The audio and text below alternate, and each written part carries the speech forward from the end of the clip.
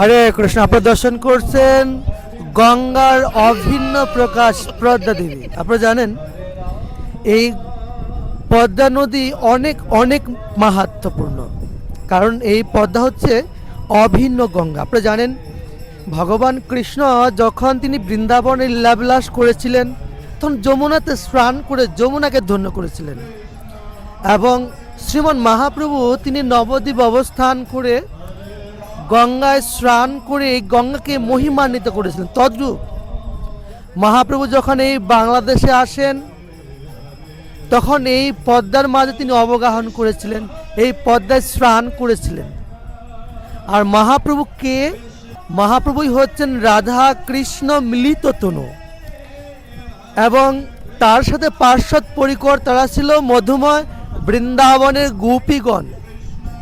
তাই যেদিন মহাপ্রভু এই পদ্মায় স্নান করেছিলেন সেদিন থেকেই পদ্মা গঙ্গার ন্যায় মহিমান্বিত হয়েছিলেন, এবং মহাপ্রভু এই পদ্মার কাছে প্রেম গচ্ছিত রেখেছিলেন মহাপ্রভু অত্যন্ত প্রিয় ব্রাজ নরোত্তম দাস ঠাকুর মহাশয়ের জন্য। এই পদ্মা নদী অত্যন্ত মাহাত্ম্যপূর্ণ, তাই সেদিন থেকে পদ্মা ধন্যাতি ধন্য হয়েছিল, এবং এই জগৎ জীবকে পাপ থেকে মুক্ত করার জন্য সেই ক্ষমতা অর্জন করেছিলেন যেদিন মহাপ্রভু এই পদ্মায় স্নান করে এই পদ্মাকে ধন্য করেছে। সেজন্য পদ্মা হচ্ছে অভিন্ন গঙ্গা। তা আমরা আজকে অনেক অনেক ভক্তদেরকে নিয়ে আমাদের একটু প্রোগ্রাম ছিল, তৎ সঙ্গে আমরা সকলকে নিয়ে একটু পদ্মায় ঘুরতে এসেছি। আপনারা দর্শন করুন, এই অভিন্ন গঙ্গা হচ্ছে পদ্মা দেবী।